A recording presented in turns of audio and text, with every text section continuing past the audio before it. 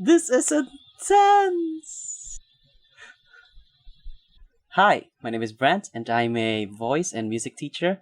And today I'm going to be reacting to Nightwish performing the Phantom of the Opera. And I did check, this is the Andrew Lloyd Webber song. So let's go.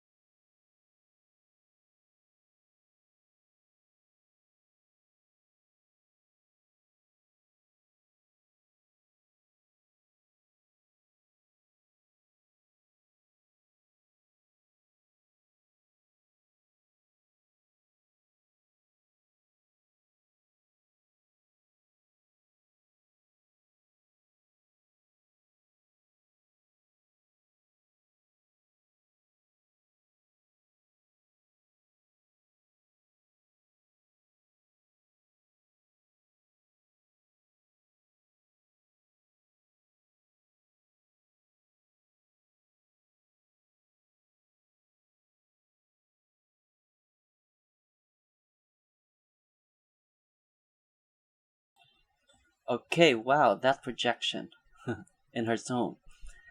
I like how they start, where it's just it's just the singer, which I'll be referring for now as Christine, because I forgot to look up the name of the singer of the band Nightwish. Sorry. So I'm just gonna refer to her as Christine, as in the character. So yeah, I like how she started. She didn't start um small. She didn't start soft. She was already projecting very well, and we're still at the beginning.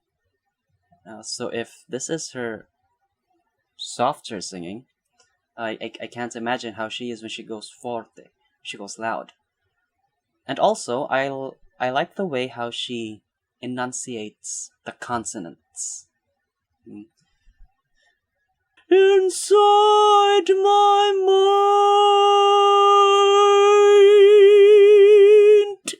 mind, the ts, and also in other places. Uh, it really makes all of the words like intelligible. Like you can really understand the words that she's saying. Very good so far, Christine. Uh, let's continue.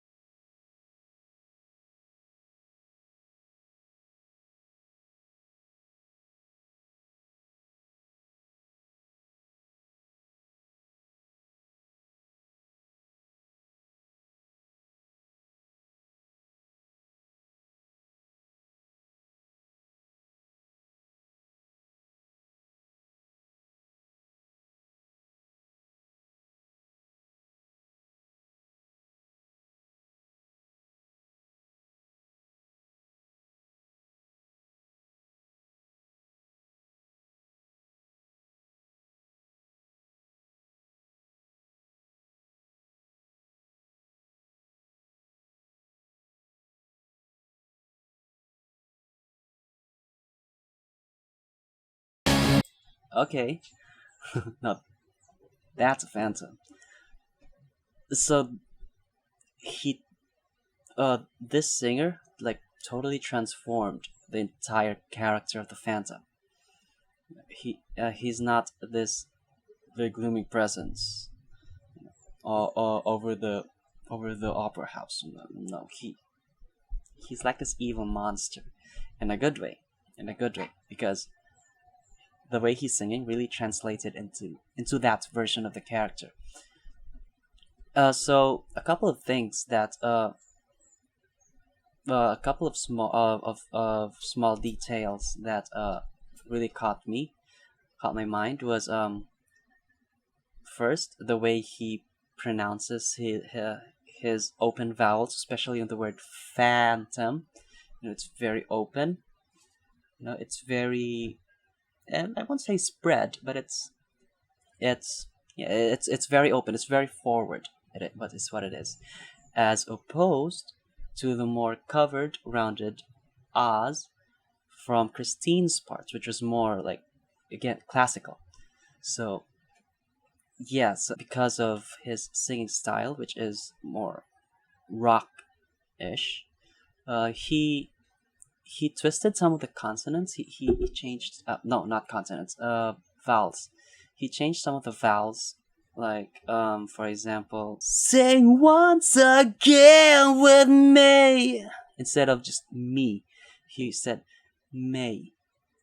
My power over you, yo, instead of you, and some other and some other in some other places, in some other vowels, and it in a way, it makes it weirdly, I don't know, seductive or something to that effect. So far, I'm loving this version and all the changes that they've done to it. This Phantom character is like a real contrast to to Christine. You know, it's like good and evil, like literally.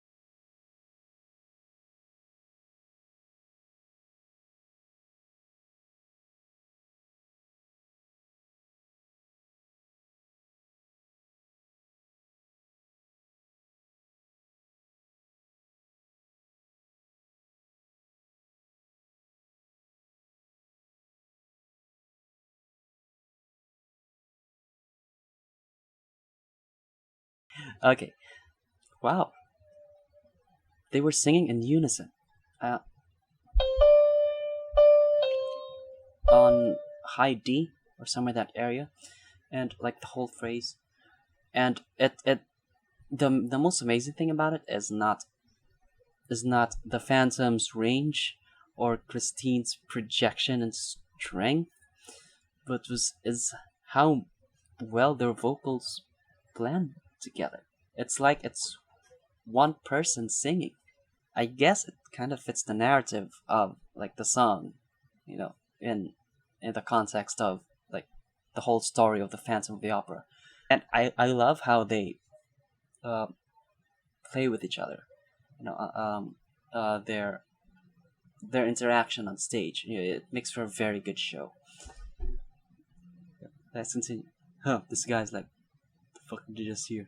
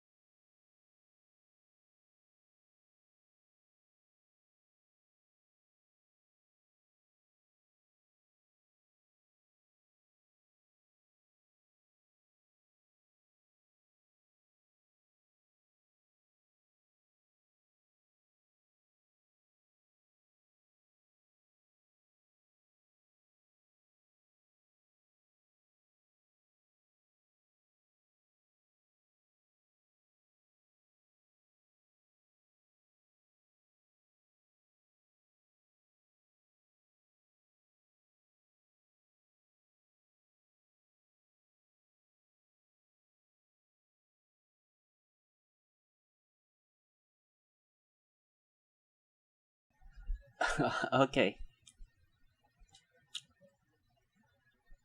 so so Christine sounded good, like majority of the song, but when she started those um vocalizations up there, um it almost sounded like a different singer.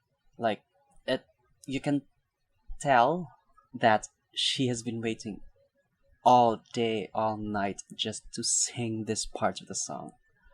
You can see it in her face, in her stance, and it takes a lot to do what she just did. And she did a very great job of uh, controlling her sound, controlling her tone, her pitch, and despite the very heavy and intense uh, metal band behind her, she didn't she did a good job of resisting the temptation to go louder with the music. Nope, she just used all of the drainage that she's had before and just used it very well. Like she's feeling it and she knows what she's doing, and she's doing a very great job of keeping her composure and hitting those notes. And that last note,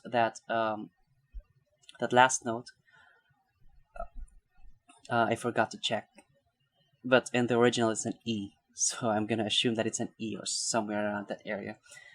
That takes a lot of courage and like mental preparation, because again, no matter how good you are, uh, if you're not sure that you can do it, then you can't do it. You'll fail 99.9% of the time. So she like took a breath, paused a little bit, and then mustered all the courage and technique that she had just to hit that high note, and it was worth it. Now, the Phantom. In the original, the Phantom just commands Christine to sing for him. So Christine sings. Sing for me! Sing! Sing for me!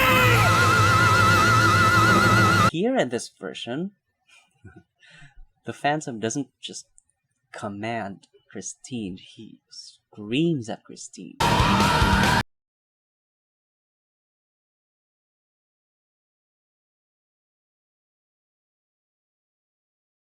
Those were super high notes. If we are going by the original key, because I forgot to check, the last key was A minor. He went for an A, which is like insanely high for anybody, really. What he used for those super high notes wasn't really his chest. He didn't really pull up his chest. He didn't literally shout. He was using more of a very heady mix, or almost, or like straight up head voice, and just added rasp into it. It's most commonly known as reinforced falsetto. If you ask me, falsetto and head voice are different, but that's what it's called, reinforced falsetto. That's the type of singing that you can hear from like 80s rock bands, 70s, 80s rock bands, when they go for those super high notes, that sound like guitars.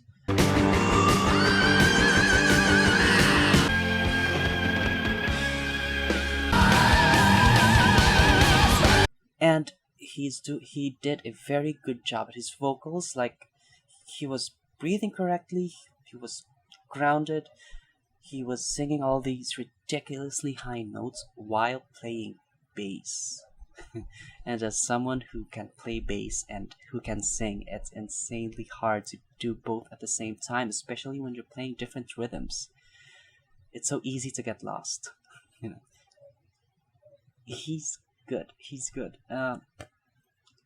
I guess I'm adding Nightwish to my playlist, to my future reaction videos. If you have any requests on what Nightwish, or recommendations on what Nightwish videos you'd want me to react to, you'd want me to listen or watch, please leave them in the comment section down below. And if you like what you saw, please click the like button. And for more reactions and other music related stuff, please click the subscribe button down below. And I'll see you then.